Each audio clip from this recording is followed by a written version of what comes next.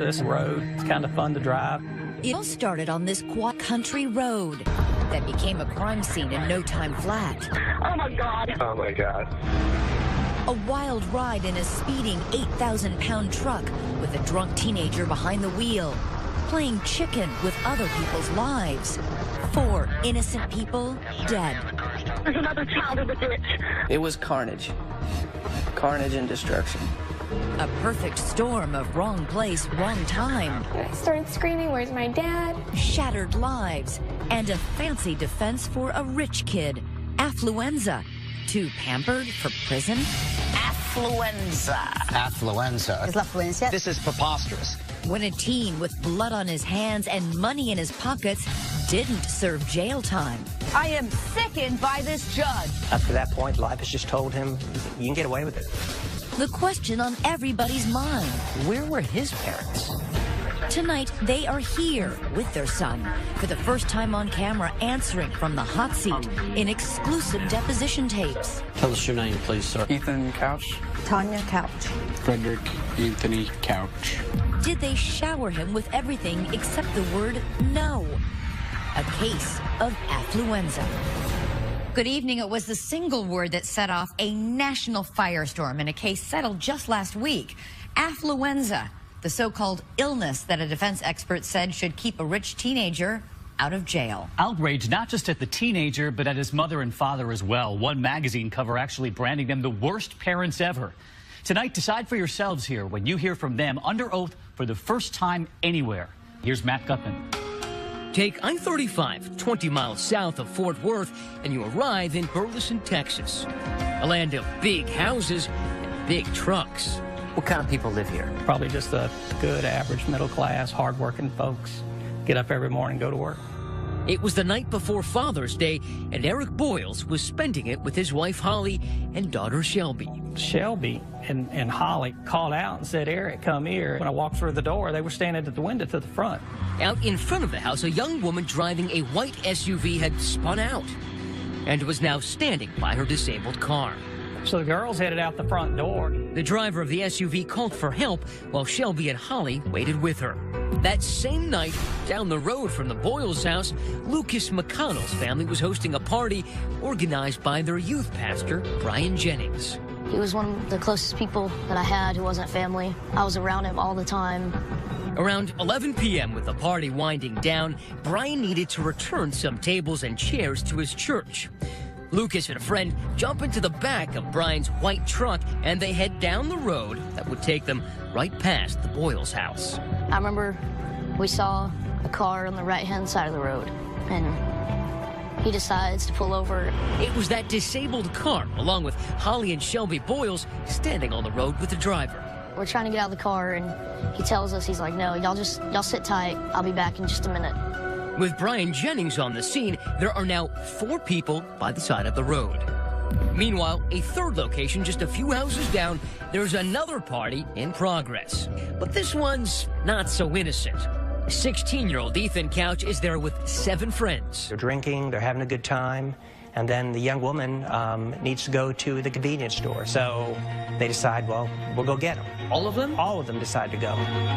8 teenagers load into Ethan's souped-up fire engine red pickup. 6 in the cab, 2 in the flatbed, and head on out the road. Ethan guns it, hitting nearly 70 miles an hour in seconds.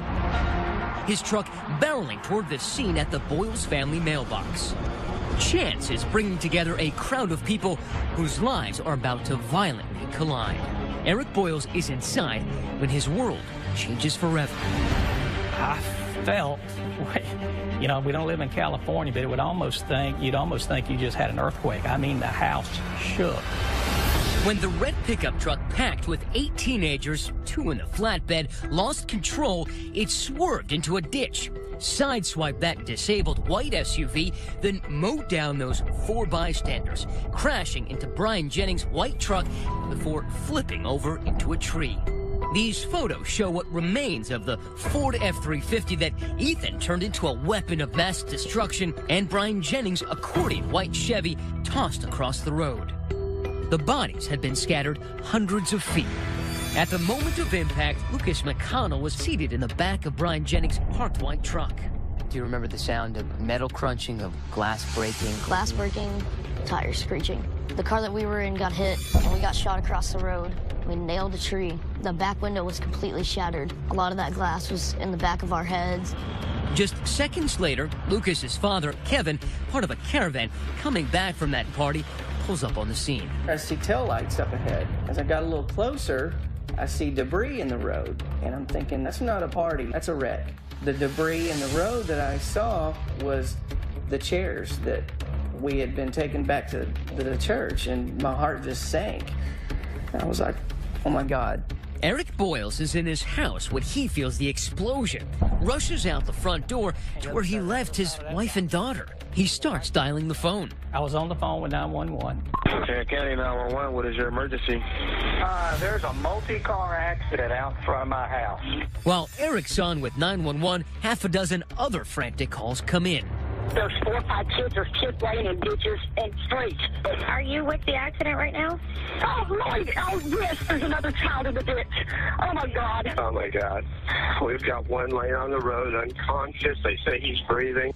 There were already people out there in front of the house. There was just debris everywhere, a table and chairs and car parts and everything else. I walked in the road, and the first thing I did was I found there was a male laying in the road, wasn't moving at all. Between the 4 people dead in the street and the 10 injured in the vehicles, the casualty count is staggering. It was chaos. There were people lying around, injured, hurt, dead, people yelling, screaming, help me. Eric Boyles was yelling for his wife Holly and daughter Shelby. I'm calling out Holly and Shelby as I walk, and I kind of got halfway between the road and my fence. And that's when I found Holly. And when I found her, I mean, there was no doubt that she was gone. And then it was a matter of, okay, so where's Shelby? As Eric stumbles along, searching for his daughter, about 20 feet down the road, he sees a young woman, her body thrown up against the fence. Everything told me this should be Shelby. It didn't look like Shelby. And I'm sitting there trying to process the amount of trauma the bodies went through and what would the impact be and what would that do to you? At the same time, on that same dark road, Kevin McConnell is also searching for his friend, youth pastor Brian Jennings. On the other side of the road, I see Brian laying in the ditch. I ran over there. So you're on the ground to tend to Brian and suddenly hear what you think is the voice of your son from the truck. I just heard his voice, and it was just at that moment that I realized that Lucas had been in that truck with Brian. Right as we got out, we realized that it wasn't just us. There was people everywhere, and then we saw Brian. I tried to feel for a pulse. I didn't feel a pulse. And I pull out my phone. I'm calling 911. Sir, how many people are injured, do you know? 1, 2, 3. Multiple. I don't even know how many. My dad said, just hold this fence right here and just pray. You can hear Lucas's terrified voice in the background on that call. It's Brian. I need you to sit here and I need you to pray, okay? Oh, my God. Come here. I need you to sit here and I need you guys to pray, okay? Do you remember what you were praying for? Brian's safety. About that time is when the other cars from the party started getting there. Brian's wife, Shauna, arrives on this hellish scene. It was a normal drive, and then all of a sudden I saw teenagers walking down the side of the road, and my first thought was, why do people let their teenagers walk down the side of the road? It's like almost midnight. Shauna pulls over and realizes there's been a crash, and her husband was involved. I really thought, okay, he got hit, but he's gonna be okay. And I'm thinking, God wouldn't do that to me. But her faith is tested by what she finds farther down the road. I saw him, and I knew that it wasn't good because I could see that Kevin was doing CPR. And by now, Shauna's 3 children are also on the scene. I was just crying out to God. I was like, please save my dad. I need him. You can't take him yet. I'm not ready. The first EMT or firefighters that got there, they were just so overwhelmed. They would just walk down the road and, is he conscious? Are they conscious? Are they conscious? The scene was as bad, if not worse than anything I've seen. And that's 35 years of law enforcement. Because it was a huge crime scene, spread over hundreds and hundreds of yards. Tonight we're hearing the chaos in the moments after a truck full of teens slammed into 3 cars, killing 3 Good Samaritans and a woman with a flat tire. The chain reaction crash happened late Saturday night. It's almost like watching a movie. It's like it's not happening to you, and it's just surreal, and it's not real life, but it was.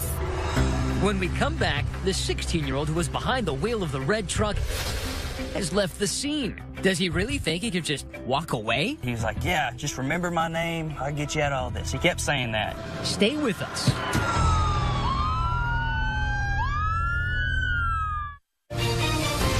Once again, Matt Gutman and 2020. The carnage out on Burleson Redder Road looked like a plane crash. 4 people killed instantly, over 100 onlookers, first responders, and victims' families, like Eric Boyle's, jamming the street. I've never been in the military. I've never experienced war, but I can appreciate what they go through.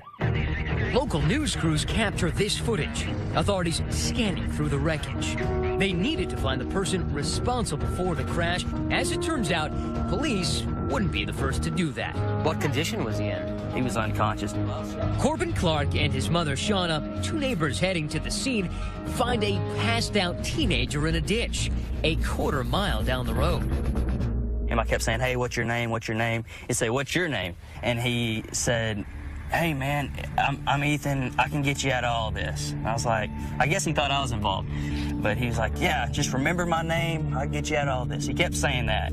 His name, Ethan Couch, is now one everybody in Burleson remembers. Somehow, he not only survived the crash, but managed to free himself from the mangled truck, and rather than help anyone, he walked away. The police came, and they said, we need to get you into an ambulance. Was he struggling with the officers? He kept trying to shake them off, saying, I don't need all this. Once Ethan Couch was found, the story came together pretty quickly. That shocking story would turn sadness into outrage.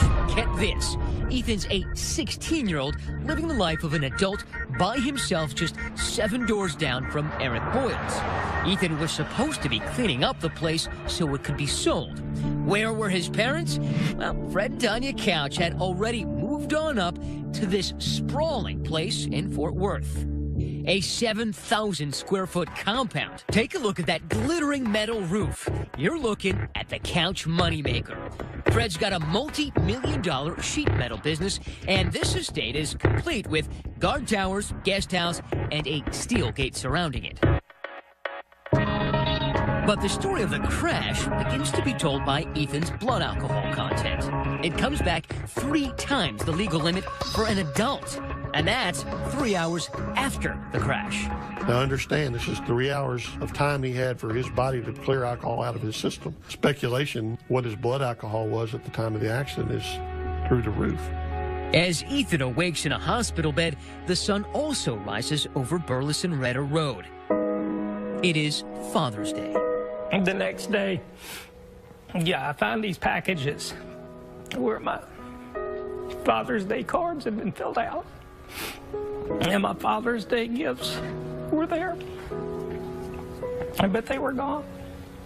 There was no preparation, no time to say goodbyes or anything else. Out in front of Eric's house, investigators are still sifting through the crash site. Wreckage that spans almost a city block. And 7 doors down, officers pay a visit to Ethan's Burleson house. No one's home, but a trash bin brimming with cans and bottles right outside paints a vivid picture of the last night's activities. So not only was he drunk, but there were traces of THC, Valium, and some other drugs. Right, which, according to our toxicologists, were bad enough on their own, but you combine those with alcohol, just a recipe for disaster. Richard Alpert is an assistant district attorney who came onto the case just a day after the crash. The first thing we started doing is bringing those witnesses in and talking to them. Will you please state your name? Garrett Ballard. Star Teague. Garrett Ballard, Ethan's best friend since grade school, and Star Teague, a former and brief love interest were two of the teens in Ethan's red truck that night. These are never-before-seen deposition tapes from a civil lawsuit resulting from the crash. Starr says Ethan, Garrett, and another boy started drinking around 6 p.m. the night of the crash. All three of them did a shot of vanilla. I don't know what it was. So they start drinking, taking some shots, and then they decide to go pick up some friends. On the way back, they decide, we want to get some beer. So there's already alcohol at the house, and Ethan clearly has money, but they decide it'd be more fun to steal the beer. At the Walmart, I went in, grabbed the beer. This is surveillance video from that Walmart. Sure enough, there's Garrett Ballard and 4 other teenage boys. Then we walked out the fire exit. Ethan stayed with the vehicle, and when the other 5 stole the case of beer, they actually ran out the exit door. The teens head back to Ethan's empty house, and the drinking continues. Not just beer, but shots of the 190 proof grain alcohol called Everclear. And then the young woman needs to go to the convenience store. But even the other ones who've been drinking knew Ethan had too much to drink, and they tried to talk him out of it. And he would have none of it. It just made him angry. With that, all 8 teenagers pile into the truck. With Ethan Couch behind the wheel, right away, things start breaking back. Pulls out of there, and immediately it's going so fast that there's stars telling him to slow down. So his response is, well, I'll just drive into oncoming traffic. So he starts playing chicken with a car in front of him. I was yelling at him, get over, you need to get over.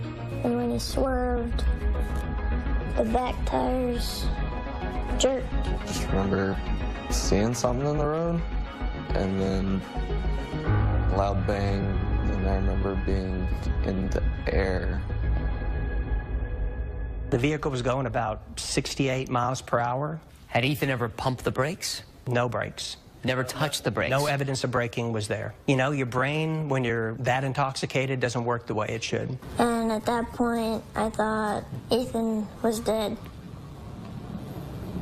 So I freaked out, and I got out of the truck. I climbed out the back, and I guess I had tunnel vision. I just walked out. I just took off. But for Ethan Couch, walking away from the consequences of this accident wouldn't be as easy. Not with this prosecutor determined to hold him accountable. I don't know if Ethan's life is salvageable. And quite frankly, I don't care. But this guy's about to give him the shock of his career. I think Ethan Couch is suffering from... Stay with us. We return to 2020's A Case of Affluenza. More than 1,000 people gathered in Burleson to remember a youth pastor killed on a Tarrant County road last weekend. I'm gonna live to make my daddy proud. The memorial for local youth pastor Brian Jennings drew so many mourners it had to be streamed online. While crowds were mourning in Texas, Ethan was in a West Coast resort town. Ethan was at a spa-like treatment center in California. Welcome, Newport Academy. Its promotional video shows sunset on the fire pit, equine therapy, and yoga are parts of the program. Rehab that cost Ethan's dad nearly $100,000. We're talking about him living in luxury even while he's being treated. Ethan's parents, meanwhile, were trying to figure out how to keep their kid out of prison. They quickly assembled the best criminal defense team money could buy, and what a memorable defense it turned out to be. When did you first see Ethan Couch? Well, it was about 2 hours after he got home from the hospital. This is Dr. Dick Miller in another deposition video. Now, he's a prominent psychologist hired as part of that powerhouse legal team. Well, I think Ethan Couch is suffering from adjustment reaction to adolescence, I would say. What Dr. Miller was learning in his meetings with Ethan would come to shape this story. That throughout his young life, Ethan's parents showered him with everything except responsible parenting. Ethan learned you should be able to do what you want to do when you want to do it. I think that was the message generally. Before too long, we realized that we weren't dealing with a typical juvenile. Or typical parents. The Couches definitely had plenty of coin, and for Ethan, that meant every day was Christmas.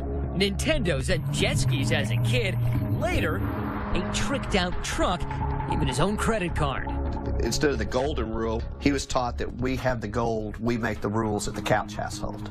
I said that. Those rules included traffic laws.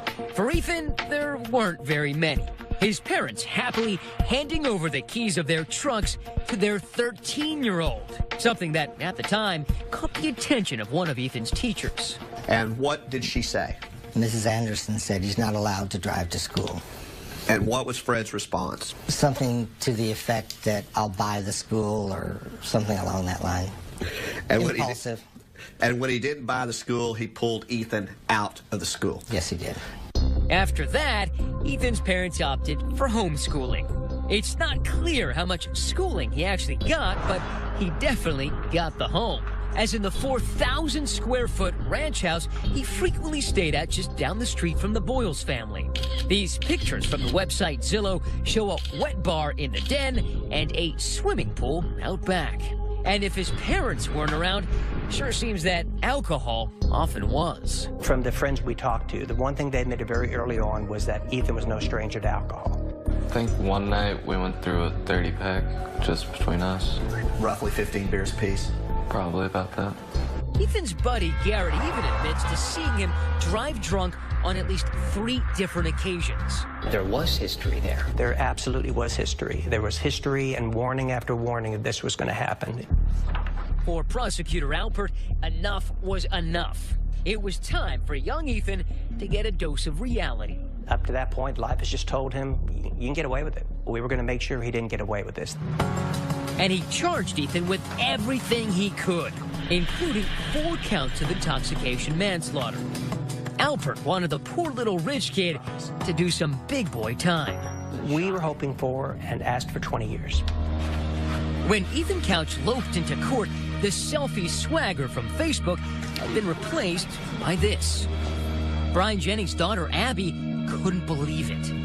They made him look really innocent for the trial, and that's not who he was. But it turned out there would be no trial.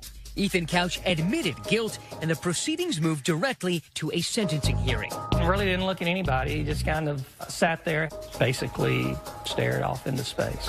And now we come to the key moment in this case. While recommending treatment over incarceration, Dr. Miller drops a curious term. Affluenza. Which goes off like a bomb.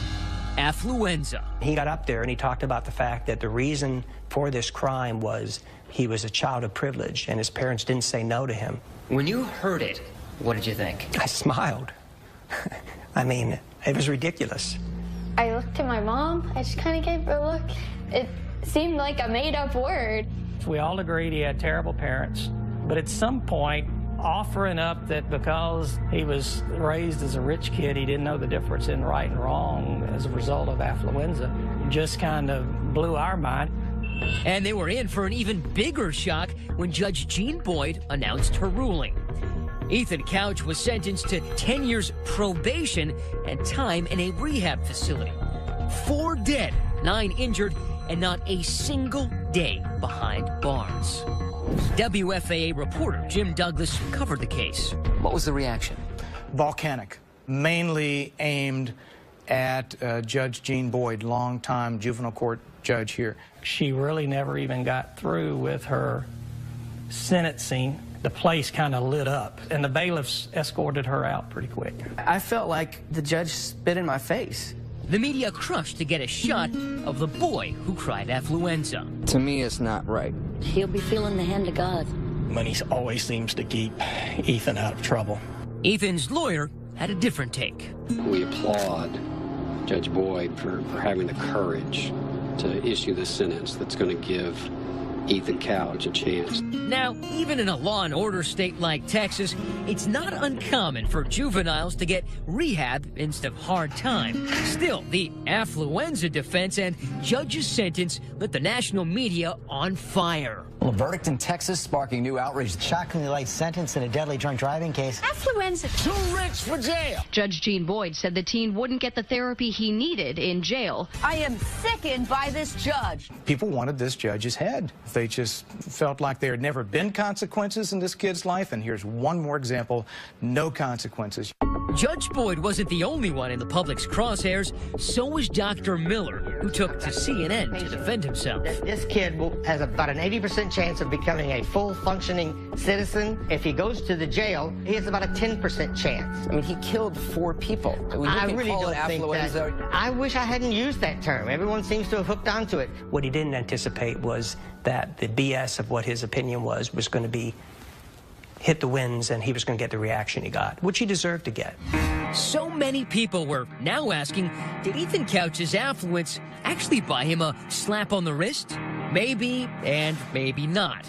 Because for one family, the case was far from over. Not so fast. This is not the end of this.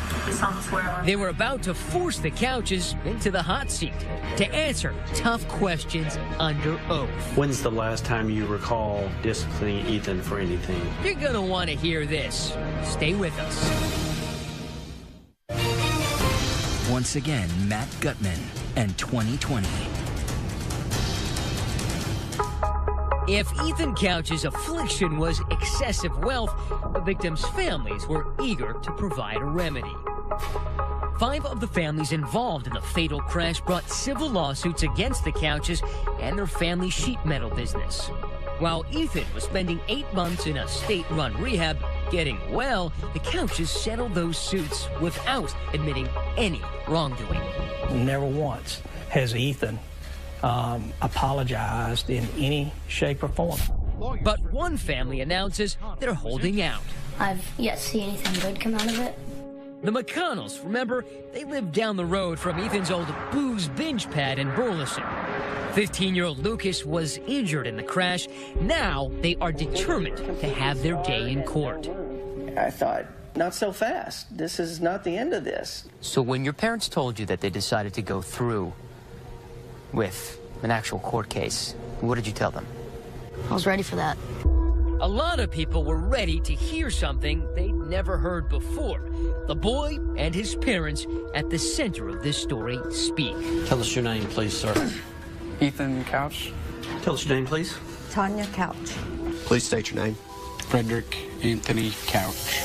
It fell to lawyers Greg Kuntz and Todd Clement to extract the peculiar family history that shaped young Ethan's life. His parents seem like, regular old Texas parents in some ways. There's nothing regular about the Couches.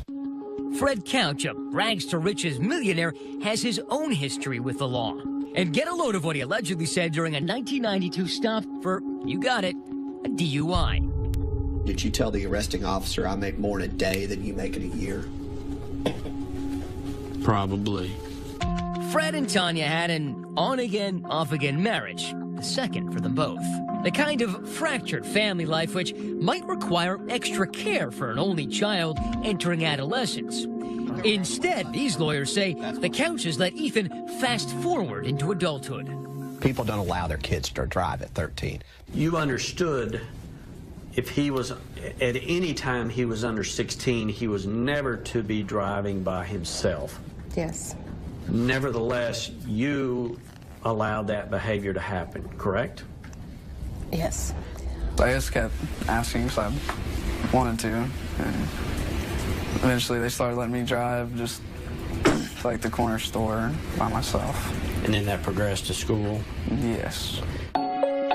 Fred Couch admitted allowing Ethan to drive, but both parents say they didn't know about his regular drinking. Have you ever seen Ethan drink as we sit here today? I don't remember ever seeing him drink. Maybe not, but she definitely saw him drunk. Just 4 months before the fatal crash, 15-year-old Ethan was stopped by police at 1 a.m. relieving himself in a parking lot. Fort Worth officer comes upon him. He's taking a pee outside of a truck. There's a half-naked 14-year-old girl passed out drunk in the car, and this 15-year-old kid is just mouthing off to this officer, using profanity. His mother shows up, starts talking to him, so she clearly knew he was out there. Did you ask him where he got the alcohol and the vodka that was in the truck? No, I should have, but I did not. Why didn't you ask him where he got it, to try to stop it from happening again? I don't know. These attorneys say Ethan Couch wasn't even old enough to drive, was violating as many as 5 laws that night. 5 violations of the law, and nothing's done by Tanya.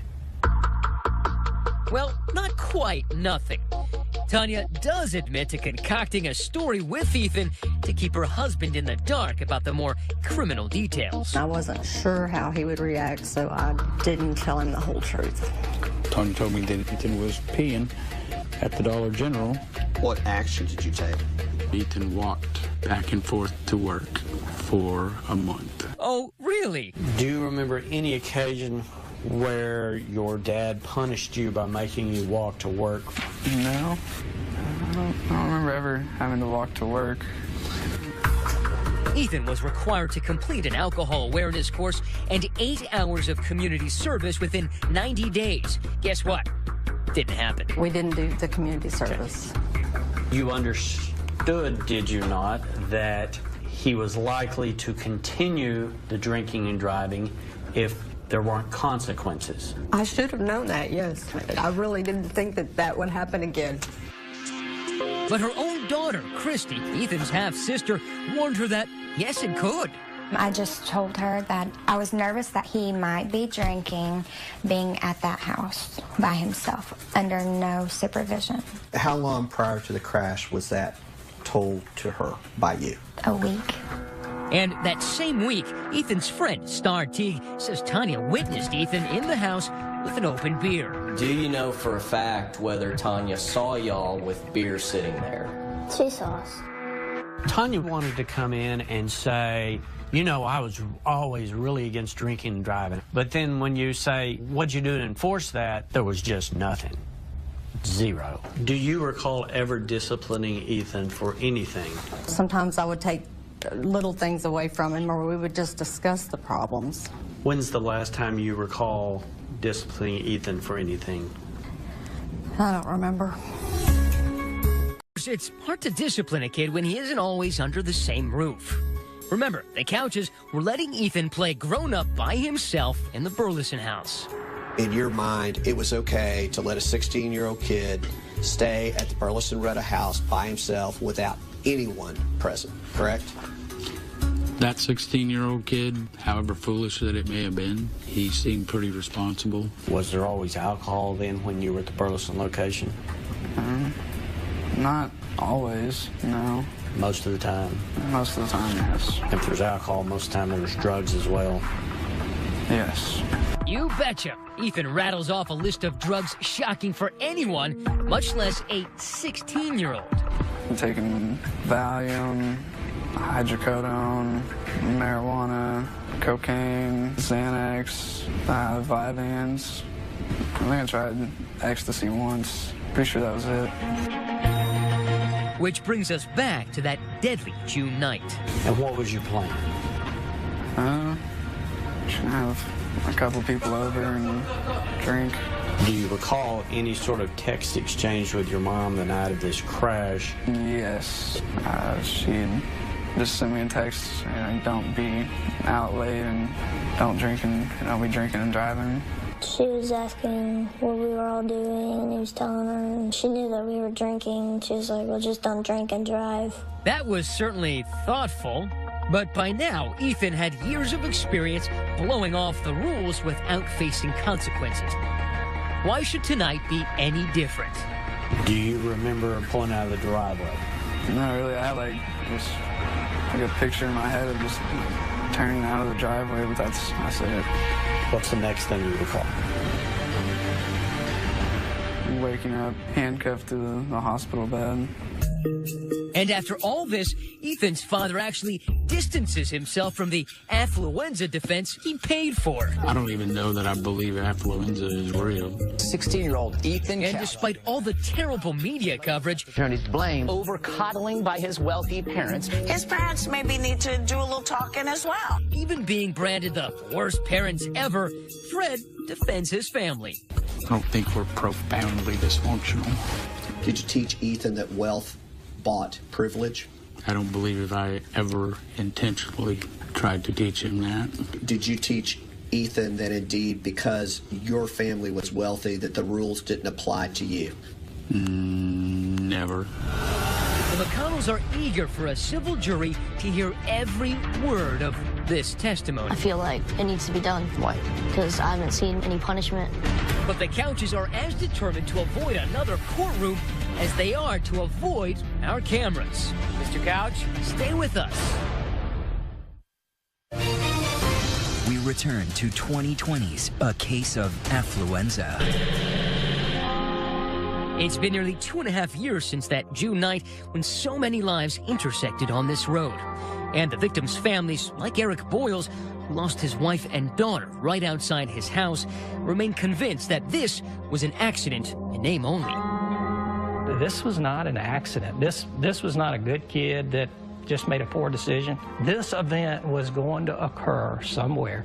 It was just a matter of when it was going to occur and who it was going to affect. The search for justice has been an exercise in frustration, not just for them, but also for prosecutor Richard Alpert. What would justice have looked like to you? Justice would have been the system doing something to Ethan that life hadn't done to him up to that point, which is hold him accountable. Did you ever think of prosecuting the parents? We did. If there was a way to do it, we would have done it. Being a bad parent, unfortunately, is not a crime. As the one remaining civil case, the one brought by the McConnell family, worked its way through the courts, the judge from the criminal case decided to call it quits. Jean Boyd, the judge who handed down that controversial sentence, retired last year. Foregoing a run for re-election, she declined our request for comment. Her career in the public mind will always be defined by this case. Thousands of cases, but Affluenza is the one people will remember. Yes. These days, Ethan is back working at his dad's sheet metal plant. We reached out to Ethan and his parents, but they had no comment. So we headed back to Texas to track him down ourselves. It was no easy task. We checked out the fancy Fort Worth house, but no answer there. Anybody home? So we went to the family business. We've been staking out Ethan and Fred's business, which is right across the way, for about a week now. But they're not like regular people. They don't come to work at regular hours. They don't keep regular hours, so it's been really hard finding them. When that steel gate slid open and Ethan finally emerged, he clearly wasn't looking to talk. You don't answer a couple questions? But if you take a closer look, that's him, right there. The good news, he's not driving. Abiding by that part of the probation. And just as the trial in the McConnell case is about to begin, another stroke of good fortune for Ethan. Lucas and his parents have had a change of heart, settling instead of moving forward with the trial. The last time that we met, you were very serious about taking this all the way. What happened? I think we've succeeded, at least a little bit. I never saw the child drink. I don't think we're profoundly dysfunctional. By showing the world those deposition videos, the McConnells believe they're showing the Couches for who they really are. By you guys coming here and focusing attention on this has made it where we've achieved our goals of, letting the world hear about this story. Couches don't want to talk. They will probably never hear their side of the story or hear them apologize. I think when you have things that you want to hide, you tend to stay in the shadows. It's time to move on. I mean, my family's been through a lot. These days, the McConnells are teaching Lucas to drive on the same roads Ethan Couch once tore through. And Eric Boyles is still in his home, even though reminders of that hideous night are just outside his front door.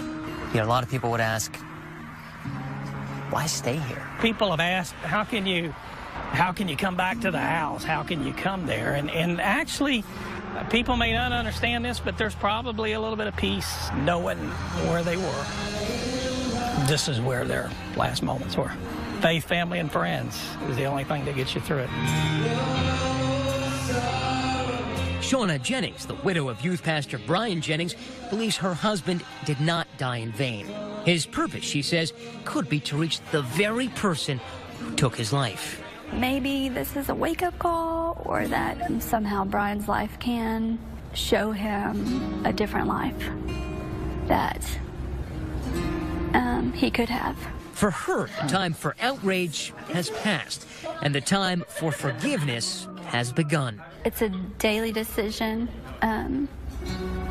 to forgive. Because it's so easy to hate, isn't it? It is, but that doesn't do anything except punish you, I can't live my life bitter or angry. That's our program, but keep the conversation going. Who do you think is more responsible, Ethan or his parents? Let us know on Facebook and Twitter. I'm Elizabeth Vargas. And I'm David Mueller. Thanks so much for watching, and from all of us here at 2020 and ABC News, have a great evening.